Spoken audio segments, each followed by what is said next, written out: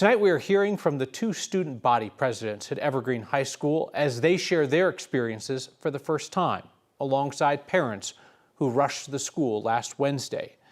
They offered up their thoughts with our Mark Salinger and photojournalist Foster Gaines.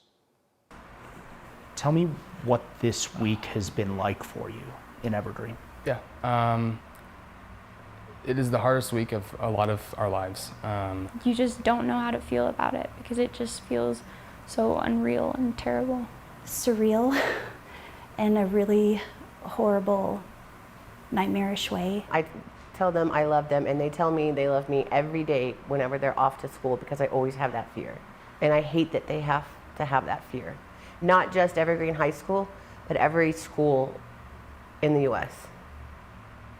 My sister called me first. She was in tears, said, "Tyler, there's a shooter at the high school." I was driving back to the school and I was about a minute away. Your brain is like, there's no way that's what's happening right now. Every group text I'm on, every person I've ever met at that school is reaching out. My middle schooler had heard that there was a shooting and was emailing his brother, "Are you okay, Alexander? I love you." He was emailing us, "My brother's in there. Is my brother okay?" He had never heard gunshots before in his life until he heard them in his school. It's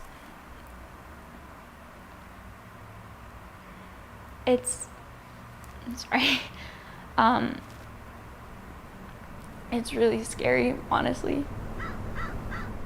Since I've been able to remember, so probably first or second grade, I've had a plan, an escape plan at every classroom I've been at for the past 12 years. And you're preparing for this since you were in kindergarten, which you shouldn't have to be doing. And it's, you know, it's a possibility. Kids should wake up every day and not fear for safety for going into their schools. We are students. A lot of the ones impacted the most were 14 or 15 years old on Wednesday. And that's just terrible. That's nothing that teenagers should have to go through. This isn't something that we're supposed to process. This isn't something that we're supposed to go through or know how to do. If there's one thing I can say to students, it's that there are people here for you, and we are doing everything we can to make sure students will be okay.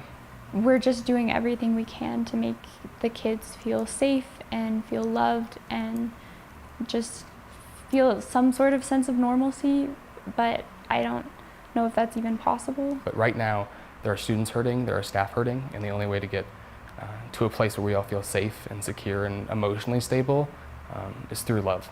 So. Takes a lot of bravery to get in front of that camera and speak about an event like that to the media. Thank you for trusting us to share those stories. After those interviews, the students and parents went back to doing what they've been doing for the last several days, delivering meals to the victims, organizing events for students to come together, and making sure that everyone has someone to talk to about what happened, Kyle. You know, Mark, you hear them talk about how ever since they were little kids, they have thought about this and planned for this. And in my mind, I've always thought about that as a burden that we're placing on young people, right? Mm-hmm.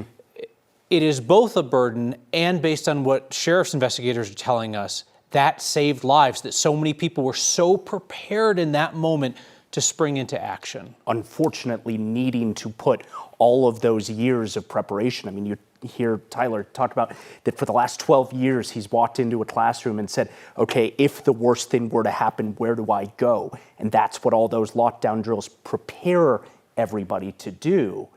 You just hope you never need them. This past week in Evergreen, they needed it. Yeah, well, among other things, Evergreen is fortunate to have student leaders exactly like those, Very right? Much so. Yep, Mark Salinger, thank you.